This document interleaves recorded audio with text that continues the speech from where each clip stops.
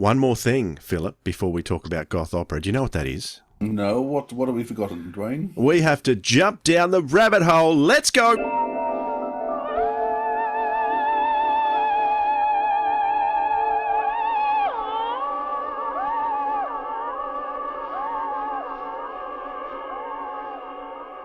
All right, boys, thanks for joining us down the rabbit hole. And I want to draw my attention to Mark because, Mark, I have really been feeling for you. I've been listening to your podcast, Mr. and Mrs. Who, and I have been empathizing with you terribly because you have been feeling very similar to me in certain respects on the most recent series of Doctor Who.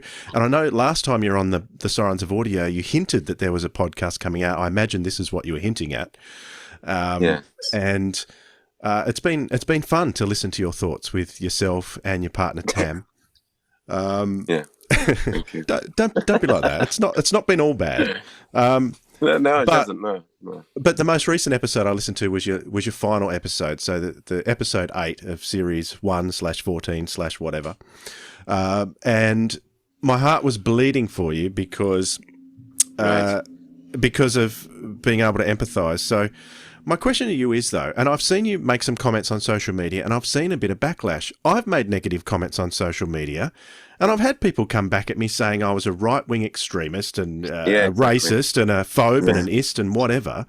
Exactly. So my question is there a line that you cross that goes too far when it comes to negative criticism? Is it too much to have negative? Or as podcasters, do we have an obligation to be negative when we really feel negative about something?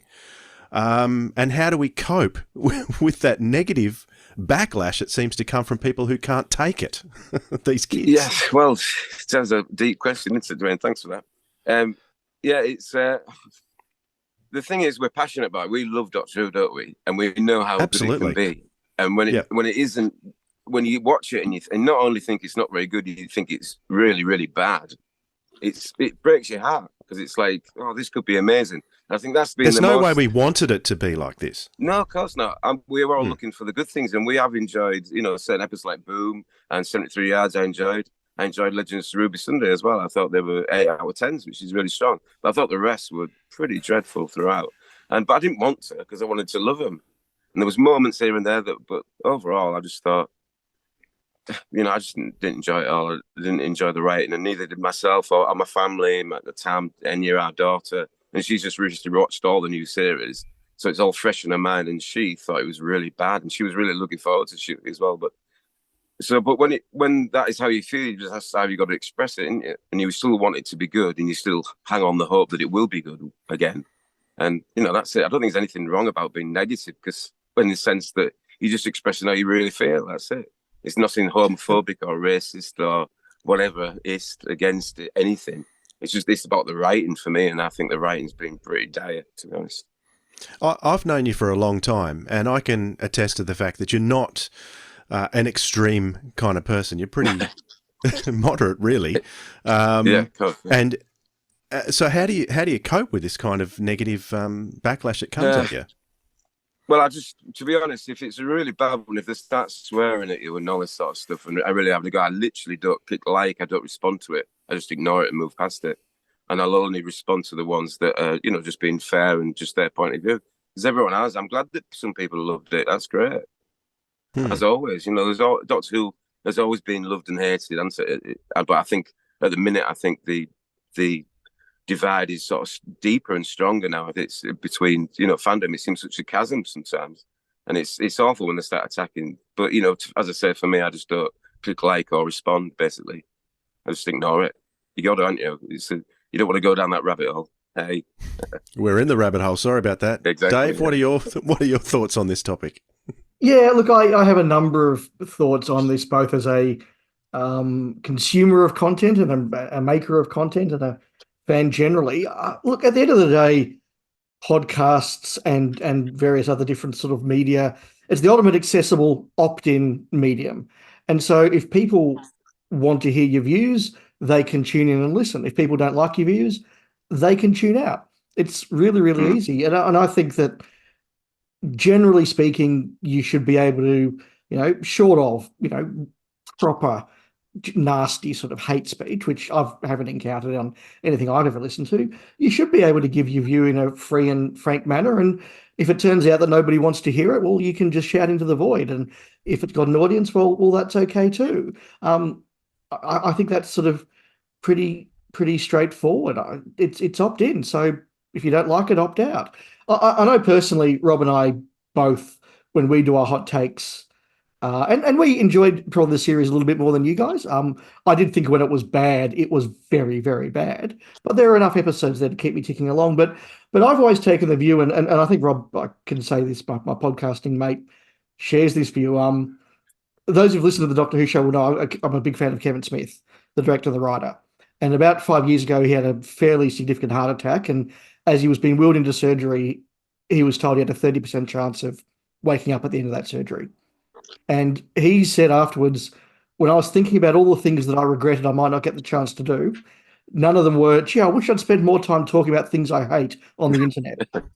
And Rob and I tend to take that view that, and we've always had this sort of deal between us that if we get to a point where there's a season of Doctor Who or a show we're talking about and we're just not enjoying it, we won't talk about it anymore because we don't need to put in a lot of time and effort to talk about something we don't like. Yeah. That's our view. Others, do want to talk about that sort of stuff. And the problem with the hot take, of course, is you don't know what your view is until you've watched the thing, and then you're committed to talking about it. So you're going to have episodes where you just go, I just turned that off, and that was rubbish. It made no sense to me. I didn't enjoy it. I was angry. It annoyed me. That's okay. If after 3 or 4 goes at it, you're feeling the same every week, I do sort of ask you the question, why are you doing this? If you're not having fun, stop. You can ask Janet Fielding about that. That was her reason for departing the show. Auntie Vanessa said, if you're not having fun, move on. And I think that's something to remember as content creators. But at the end of the day, we all give a view. We all turn on our mic and put our thoughts out there because at some level we think that what we have to say is worth listening to. Let's be honest, we've all got a little bit of ego in this, or we wouldn't be doing it. If people don't want to hear it, they can tune out. If they like it, they can listen. I think it's the ultimate, just free and easy format. I think the thing with your hot takes, Dave, is that I found interesting that there were things, particularly in the Dot and Bubble episode, I was listening to your hot take on that and thinking, why aren't you talking about this? You actually missed a whole portion of that episode that was so in your face that you guys missed it. And that was as a result of you doing your podcast like minutes after you guys had both watched it. So that's always something to remember too. But Philip, you and I have talked about this, and you have said that your mother always told you, if you've got nothing nice to say, don't say anything at all. Do you still stand by that, or do we have a responsibility as reviewers to sometimes give an honest opinion and throw it out there? I think there's a value in giving an honest critique, and I think there's value in saying what you personally do and don't like is okay. I think often the conversation gets stronger than that, though, in terms of this is just no good. And I think as soon as you make a throwaway comment like that without justification, then it's unhelpful. So a couple of things. I enjoyed a lot of the season. I did think the first 2 and the last episode just failed for different reasons. But I liked a lot of the other stuff in the season. I don't think it's classic. I'm watching season 14 of the classic series at the moment, which just had season 14 play. This is the 14th season of Doctor Who since it's come back. So I've just watched Mask of Mandragora, which was an amazing piece. It's not the best, and it's not the best in the season. I mean, there's much better in the season, but the Mask of Mandragora, unbelievable, so entertaining, so complex. The location work, the thought behind the characters, amazing. Compare that to Space Babies, and you have to go, good grief. They're worlds apart. And so my heart and my love is the classic series. But that being said, there's so much stuff since the show came back that I think is amazing and brilliant. But nostalgic-wise, classic series all the way. But I do look at something, Mask of Mandragora versus Space Babies, and you have to go, I can't believe that. And then you go on with Hand of Fear to the music one, Minuet, whatever it's called. So yeah, we are worlds apart. So, but I grew up in a situation of debating. And so I did a lot of school debating where your job was to critique the other side, to beat the other side with your arguments, but it was always about making arguments. And you didn't belittle, well, hopefully, not usually, belittle the other side and just disparage them. And unfortunately, at the moment, so much of the internet, so much on Twitter or X or whatever you want to call this thing, Twitter, is about just disparaging. I love politics. Okay, and Dave and I'm left leaning, he's right leaning, but we don't have to argue about that sort of stuff at all because I actually value what he has to say, and I love watching his posts. I'm fully engaged in what's happening in America at the moment. But and I follow Marjorie Taylor Greene and I follow Camille, and I follow both sides, and just watching the vitriol that people are speaking to each other and just the hatred, and there's no argument there, there's no debate there. It's just loathing the other side, and so my concern is so and much. that's crossed over into Doctor Who. Yes, and that's what and other things like Doctor that. Who's just become. You just loathe the other side. You don't listen to them. You don't listen to the critiques. So I'm not bothering to critique the new series much because I know it's not going to be listened to because people are incapable of actually listening anymore. So I mean, I'll have discussions with people I like, and I'll throw at what some of the things I think is positive. But on the whole, there's no value in engaging because people are just so angry all the time. Yes. I must say, I did notice, Philip, that you didn't ask me too often and ask too deeply about my views because you knew what I would think about the new series. Yeah, well, yes, but this is going to sound awful. But in part, I think you are so anti the episode before you even start it. I don't think you can even come to a new episode in a good place. I think you are. It's very difficult these days for me. Yeah, that's true. Yes, that's true. Yeah, so you approach an episode wanting to find what's wrong with it and seeing it straight away. Whereas I approach an episode still with a love for Doctor Who, wanting to see the good. Yeah, well, it's more than hope, and I still think there's lots of good stuff in it. But there's a lot of stuff you sort of go, oh, well, that was a waste opportunity, and and a lot of the critiques I would have made about the Chibnall era, which I just thought was dreadfully written, was the fact I don't think he ever did second drafts. And my big issue with this season, which has had, was it just didn't feel like we had second drafts. Yeah.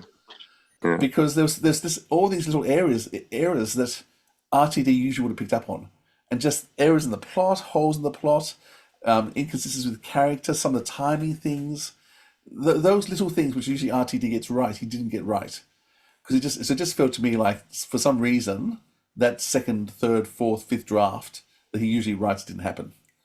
But I don't know. I mean, I'm curious to know in 10, 15 years' time. Hopefully we'll hear then what actually happened and why it happened the way it did. But I think the heartbreaking thing for me is this was the show's chance to go global. I mean, and be a whole new massive thing. And I think basically it's failed to do that and it has failed because it hasn't been good enough. Anyone watching Space Invaders isn't going to want to come back the following week. We don't know that because we don't know what the figures are because DC doesn't release its figures. No, but I think anyway, we'll see what but I think that was the thing for me. That's the heartbreaking thing. This was its chance. And I think RTD completely messed it up, to be honest. But anyway, let's hope he gets another chance. Just a couple of extra things sort of responding there from me. Look, I totally agree with what Phil said about the way that this political discourse is just seeping into everything in life, and that includes fandom. But Phil's right. There are still plenty of us, and Phil, I agree. We don't always come from politics from the same point of view, but we have very healthy discussions. Although I suspect when it comes to US politics, we probably are on the same side. But that's fine. We can all have our views. But just the thing that I think is really important when we talk about reviewing something. Now, for Phil and Dwayne, you probably remember in Australia, one of the iconic review shows was Margaret and David at the movies. Yeah. And I remember an interview once with David there, and these guys did movie reviews. They were iconic in Australia for those who are overseas. I remember an interview with David once where he said that the point of a review is not to tell you whether the reviewer liked it or not, although naturally that will come through in the discourse. The point of a review is to tell the audience whether they will like it or not and what sort of an audience it's for. And so that's something that we certainly try to keep in the front of our minds when we do our reviews and our hot takes. So something like the Devil's Cord. Look, I thought that was the worst episode of the season. It didn't work for me, but I try to explain that in a way that, because I have a very sort of I like a very dry sort of Doctor Who. I like your season 7s and your season 18s and stuff like that. that didn't resonate for me. But if you're a fan who loves the really high camp, who loves the silliness, if you're a fan who thought that Missy was the greatest incarnation of the Master ever, you're probably going to get a lot out of the villain from the Devil's Cord. So that is one that's for you. But if you thought that Missy was a bit too over the top and a bit too camp for you, you're probably not going to get something out of it. So although, yeah, naturally your feelings come through, sometimes you can say, yeah, look, it's not for me, but this would be for someone else. Sometimes you just go, look, I don't know who this is for, but they are fortunately very, very rare. It was a good example, actually, Margaret and David, because if you recall, very occasionally they would go at each other and they would start attacking each other. Can you imagine if they were on these days? It would be those portions that would be clipped and put on social media. They're the bits where they're attacking each other. They're the things that would cause the most interest on social media. So yeah, and I can remember Margaret coming on and saying, look, I did not enjoy this film, but if you enjoy American Pie and that genre of films, this is a very good example of it, so you go watch it, but it's not for me. And that's okay. Yep. I mean, where they argued was if they saw something different in a performance. And so one would say, she gave a brilliant performance. The other one said, no, it was pathetic. Like, no, she was trying to do that. And they were trying to explain to each other why they saw something totally different in the same show. So, this season, I mean, Dot on Bubble and 73 Yards, those are my two standout episodes. I love those two episodes the most of the whole season. But it's because there's so much to discuss in them and argue about and what you do and don't see and what the points are. But I know other people hated them for those reasons. And do you... Sorry, do you think, Phil, and also Dwayne and Mark, did the comments of the production team and the like before the season went out, comments like, we're going to upset all the right people, go touch grass if you don't like it, did that hinder the ability for some to discuss it because it set up almost an us and them before the show went out? It absolutely did for me, because I was waiting for those things to come along and going, yep, you've done it, you idiots. That's what I thought of it.